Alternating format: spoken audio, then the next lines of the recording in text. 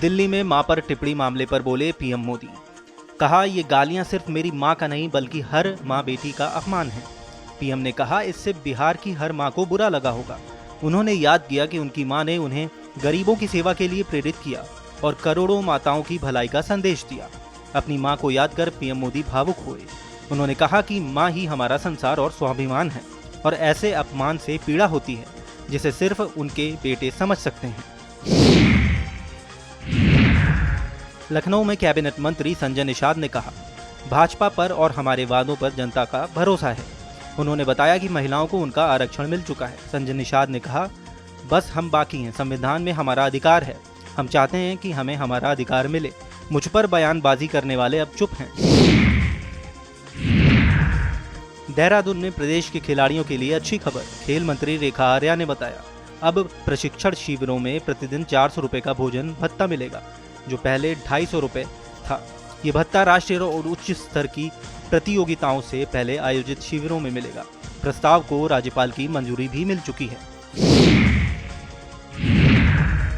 दिल्ली में अमेरिकी टैरिफ के बाद बीजेपी देशव्यापी अभियान चलाएगी।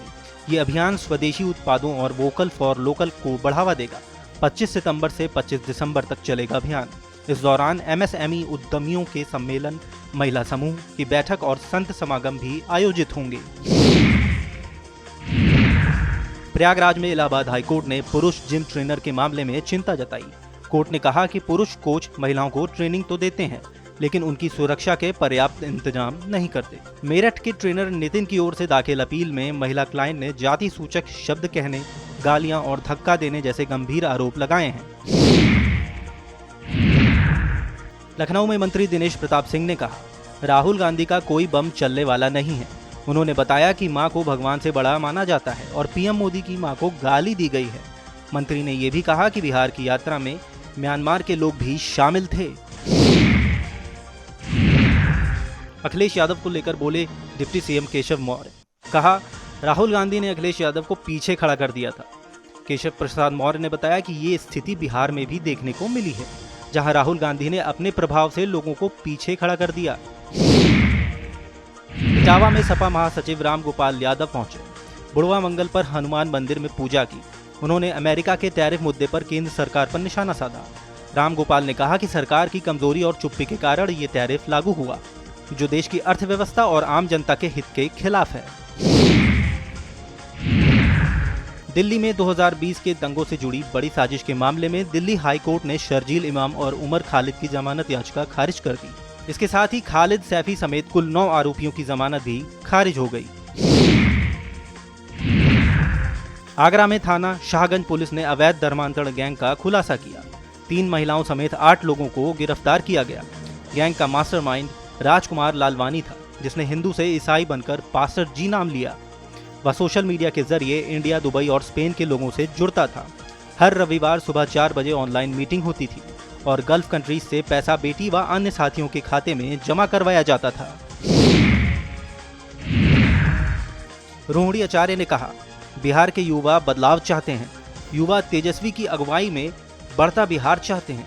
युवाओं के साथ अनौपचारिक संवाद से उन्हें और बेहतर तरीके से समझने का अवसर प्राप्त होता है और एक नई ऊर्जा का संचार होता है। युवा नेतृत्व और नई सोच के साथ ही बिहार आगे बढ़ेगा। केंद्रीय राज्य मंत्री रामदास अठावले ने कहा, पीएम मोदी ने अपनी मां के खिलाफ अपमानजनक शब्दों पर प्रतिक्रिया दी और बताया कि ये देश की हर मां का अपमान है। उन्होंने कहा कि बिहार के लोग उन लोगों को सबक सिखाएंगे जिन्होंने पीएम की मां को गालियां दी, ताकि सम्मान की रक्षा हो सके। बिहार के उप मुख्यमंत्री सम्राट चौधरी ने कहा, कांग्रेस और महागठबंधन ने लोकतंत्र को शर्मसार किया है। उन्होंने दुख जताया और कहा कि वे प्रधानमंत्री के दर्द को समझ सकते हैं। प्रधानमंत्री की मां के लिए अभद्र भाषा का इस्तेमाल दुर्भाग्यपूर्ण है। पूरा बिहार इस घटना से मर्माहत है और प्रधानमंत्री के साथ खड़ा है। लोकतंत्र और सम्मान की रक्षा में समर्थन जताता है। यूपी के कैबिनेट मंत्री संजय कुमार निषाद ने कहा, आउटसोर्सिंग एक बड़ा मुद्दा है। राज्य में कई कर्मचारियों को एजेंसियों द्वारा अन्याय झेलना पड़ता है और समय पर वेतन भी नहीं मिलता।